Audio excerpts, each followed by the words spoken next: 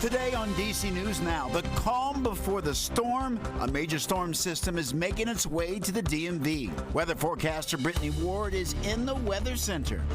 And honoring the fallen, how Arlington National Cemetery is getting ready for this weekend's Wreath Across America. Then weight loss poison, a look at why lawmakers are concerned about the latest weight loss trend.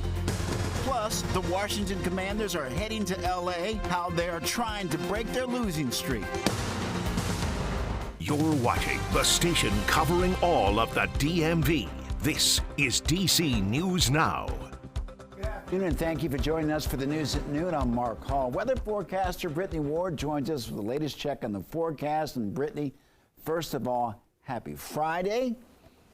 And secondly, how are things looking? Happy Friday to you, Mark. We finally made it. And overall, it's going to be a very nice start to our weekend. It's the end of the weekend. That's when we are going to be seeing some showers roll their way into the DMV. So after a chilly morning out there, morning lows across much of the DMV was in the upper 20s to lower 30s. We have finally started to see those temperatures warm up. Talking about the 50s already here in the nation's capital. 53 currently in Hagerstown, 54 as you head over there to Winchester. DC right now coming in at 59 degrees. So not a bad start to at least the first half of our weekend. If you are going to be planning lunch here in the nation's capital, as we head through much of the afternoon, we're going to be holding on to the 50s across the entire DMV. We start to see more sunshine as we head through your rest of your afternoon, and that will be the trend heading through your Friday. Saturday, all things will be quiet. We start to see an increase in our cloud cover. Highs, though, will still remain in the 50s. We're holding on to the 50s on Sunday, but that's when we start to see those rain and that wind begin to pick its way up across the DMV. So definitely keep it here. We'll have a look at the timing of that storm and what to expect coming up in just a bit. All right, Brittany, thank you. New this afternoon, a man is dead after a shooting in Northeast. Police responded to Hamlin Street this morning. What led up to the shooting remains under investigation. Meanwhile, in Montgomery County, two cars collided with each other, including a Montgomery County police officer, and it happened on Route 108 and Spartan Road in Onley. No injuries were reported. What caused the crash remains under investigation. Well, Silver Spring is looking ahead to a major change in growth as United Therapeutics plans to expand in downtown. State and local leaders stood by in support as the plans will be announced later this afternoon. The construction will bring a lab research facility for United Therapeutics as the company expands in the county in exchange for getting a significant plot of land downtown for the construction. The biotech health company is building new public parking facilities for the county.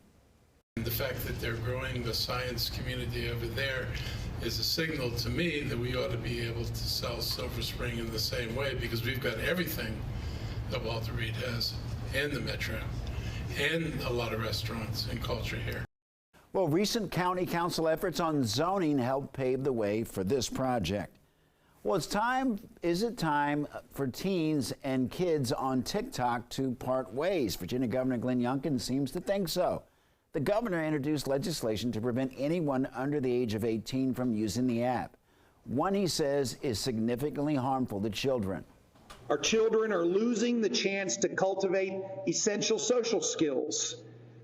They're encountering cyberbullying and they're isolated.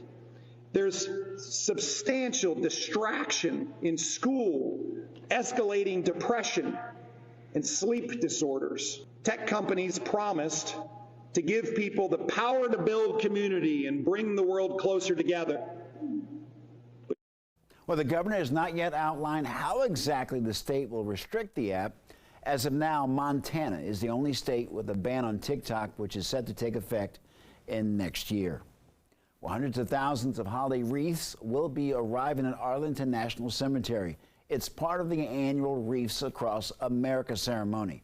This could impact your morning commute, and our Liberty Zabala has more on the preparations. And the preparations are underway right now for Wreaths Across America Day tomorrow. And I want to show you some of the beautiful wreaths out here. These are the beautiful remembrance wreaths. More than 270,000 of them will be placed on the graves of our nation's fallen. An estimated 40,000 volunteers will be laying these wreaths all the way from Maine on the Arlington National Cemetery grave sites. Dominion Energy crews will also be working to build fencing in anticipation of large crowds. They are expecting thousands of holiday visitors at Arlington National Cemetery to honor and remember those who served and sacrificed for our country. Not everybody made the ultimate sacrifice. However, they did serve their country in some capacity, and it'd be wrong for us not to remember them and what they've done for our country. You may see up to 75 tractor trailers carrying more than 21,000 boxes of these beautiful wreaths. It is an intense and major effort that could cause a lot of congestion around the cemetery.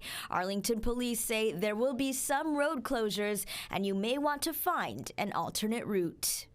And you can see the Dominion Energy crews out here working away, putting up the fencing for the crowds expected tomorrow. And Arlington police want to remind everyone that parking along Route 110 as well as Washington Boulevard is not allowed. For now, in Arlington, Liberty Zabala, DC News Now. Liberty, thank you. In Frederick, Maryland, a new reusable bag initiative will start January 1st. Businesses will no longer be allowed to provide single-use plastic bags. They're encouraging people to bring their own reusable carry-out bags. Officials say this new initiative will take steps to reduce waste and pollution. Well, there's a push to halt the rise in violent crime, especially when the suspects are teenagers. That's the focus for the new D.C. police chief who officially took the helm last month. Our political and government reporter Leonard N. Fleming sat down with Chief Pamela Smith. I have bordered around the conversation about holding parents accountable because there is some accountability that has to happen. DC's new police chief, Pamela Smith, says she is concerned about the jump in juvenile crime. I'll tell you this, it starts in the home. And we need, and if we can get to the root of the problem there, then we may be able to see a shift or a change within our young people. For the first 9 months of the year, there were 458 juvenile arrests for carjackings, robberies, homicides, and assaults with a deadly weapon, according to police statistics. But what about the parents? What about holding the parents accountable? I would be in favor of something like that as long as it doesn't go too far. I mean, because we do have to recognize that there are some parents who try very hard with their children. Last month, Mayor Bowser declared a state of emergency to primarily deal with youth crime. Smith tells me parents fail with their children and others have tried with little success. I've spoken to quite a few who have said, listen, I've done the best that I can. If there's something that someone else can do with them. The mayor is advocating for tougher consequences against young people who turn to violence. If there's neglect for our children or educational neglect in any of those spaces, there are laws that are already in place to address that. Leonard N. Fleming, DC News Now. Leonard, thank you. In the district, D.C.'s Attorney General says Lyft will provide nearly $90,000 in refunds to scooter users who were charged the parking fee without being notified. Well, this applies to people charged between January and September of last year when the error occurred. The AG says Lyft will now share more information about parking fines with scooter users. The company will also take photos of any alleged parking violations so that the users can review the fines and challenge them if necessary. As part of the settlement, the company will also pay the district $20,000. Well, in a statement to DC News Now, Lyft says that they are continually improving their efforts to educate riders on how to safely and properly park according to the district's scooter parking requirements, and have recently made a number of improvements to give riders a clearer and simpler process when they believe they did not. Well, the Washington Commanders have not won a game in nearly 6 weeks, and after a week off, the hope is that they are refreshed and ready to go before they head west this weekend. Jake Rahm has more. Fresh off their bye week and ready to go, the Washington Commanders on a 4-game losing streak, looking to put an end to that this weekend on Sunday in LA against the Rams. Got my legs kind of way more fresh and just did a lot of mobility, a lot of stuff like that. So the bye week helps, and it's crazy what a week of rest can do for you. It's gonna be tough, we coming to win, and we're gonna approach it that way. My mindset is to win every matchup that I get. Try to do the best for my team that I possibly can. I think it's going to be a tough game for us. Honestly, defensively, they do a really good job of keeping the ball in front of them, and I think it's going to really take 4 quarters for us to be able to pull this out. Offensively, specifically on the line, they have their hands full this weekend with one of the best defensive linemen of our generation, and Aaron Donald. he can wreck a game. I've been in one of those where he's made a lot of hay, and he forces you to keep focus on him. But it's always fun. It's always a unique challenge. He's just been an incredible giant throughout his entire career. First time really facing him, Hall of Famer. I'm excited about it, excited about the opportunity to go against him. It's going to be a dogfight for sure.